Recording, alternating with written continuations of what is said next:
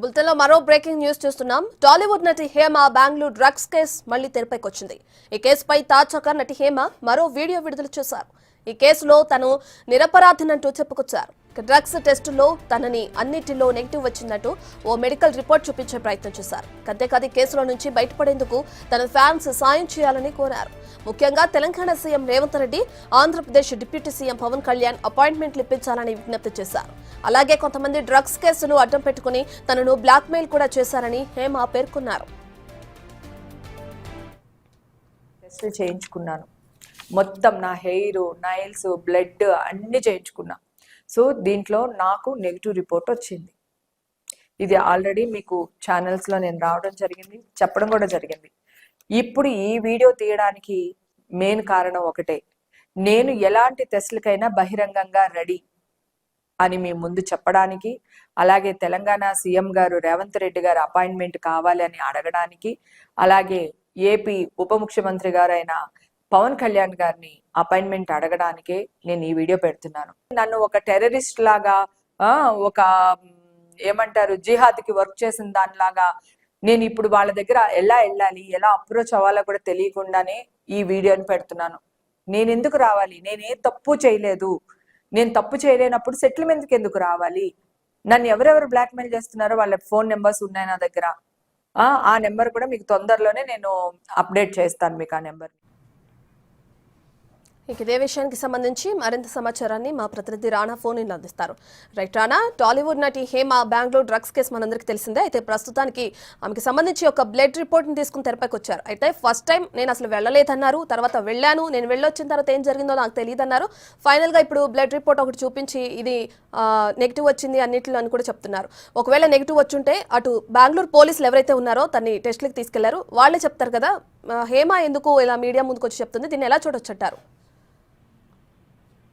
దాదాపు బెంగళూరు డ్రగ్స్ కేసులో జరిగిన తర్వాత అప్పుడు టెస్టులు చేశారు. టెస్టుల్లో కూడా పాజిటివ్ వచ్చింది. పాజిటివ్ వచ్చింది, అంతో పాటు అదే పార్టీలో డ్రగ్స్ పార్టీతో పాటు రేవ్ పార్టీ కూడా జరిగింది అనేది కూడా ఆరోపణలు వచ్చాయి. చాలా వరకు కూడా అసాంఘిక కార్యక్రమాలు కూడా జరిగాయి అనేది కూడా జరిగింది. దాంతో పాటుగా ఏమన్నా కూడా అరెస్ట్ చేశారు. అరెస్ట్ చేసి జైలుకి కూడా పంపించిన నేపథ్యంగా పడుతుంది. జైలు నుంచి రిలీజ్ అయిన తర్వాత మళ్ళీ ఆమె కొన్ని నెల రోజులు ఆగి టెస్ట్లకు వెళ్ళింది. టెస్ట్కి వెళ్ళిన తర్వాత దాంట్లో నెగిటివ్ వచ్చిందంటే కూడా అప్పుడు ఇప్పుడు చూపించినటువంటి రిపోర్ట్నే అప్పుడు కూడా మీడియాకి చూపించినటువంటి పరిస్థితి కనపడుతుంది. అయితే ఈ కేసులో నన్ను కావాలనే ఇరికించారు, అసలు నాకు ఏ సంబంధము లేదు, నేను ఓన్లీ పార్టీకి మాత్రమే హాజరై నేను వచ్చేసానంటూ కూడా ఆమె చెప్తున్నటువంటి పరిస్థితి. కావాలని ఈ కేసుని దృష్టిలో పెట్టుకొని నన్ను చాలా మంది వరకు బ్లాక్ మెయిల్ చేస్తున్నారు. పైగా ఈ కేసులో నన్ను రాజీ కుదుర్చుకోవడం కోసం నాతో బేరసారాలు చేస్తున్నారంటూ కూడా ఆమె కొన్ని కామెంట్ చేస్తుంది. అయితే ఈమెతో రాజీ చేసుకోవాల్సినటువంటి అవసరం ఏముంది? ఈ కేసులో ఈమెను ఎవరు ఇరికిచ్చారన్న దానిపై డీటెయిల్స్ ఇప్పటివరకైతే ఆమె వెల్లడించలేదు. అయితే అప్పట్లో బెంగళూరు పోలీసుల మీద కొన్ని ఆరోపణలు చేసింది. కావాలని నన్ను ఇరికిచ్చేసి అక్కడ నేను డ్రగ్స్ తీసుకోకపోయినా కూడా డ్రగ్స్ తీసుకున్నట్టుగా వాళ్ళు నిరూపించి నన్ను జైలుకి పంపించారంటూ కూడా ఆమె కొన్ని అలిగేషన్ చేసింది. సో దాని తర్వాత ఇప్పుడు కొన్ని రోజుల పాటు కామ్గా ఉంది. ఇప్పుడు సడన్ గా మరొక వీడియో రిలీజ్ చేసి నేను అన్ని టెస్టులు చేయించుకున్నాను, నెయిల్ టెస్ట్ చేయించుకున్నాను, బ్లడ్ టెస్ట్ చేయించుకున్నాను, ఆ తర్వాత వెంట్రుకల టెస్ట్ చేయించుకున్నాను, అన్ని కూడా చేసుకున్నాను. అన్నిట్లోన నెగిటివ్ వచ్చిందంటూ కూడా ఆమె చెప్పడం జరిగింది. అయితే నా పైన కావాలని కొంతమంది దుష్ప్రచారం చేస్తున్నారు, నన్ను ఒక విలన్ లాగా చూపిస్తున్నారంటూ కూడా చెప్పడం జరిగింది.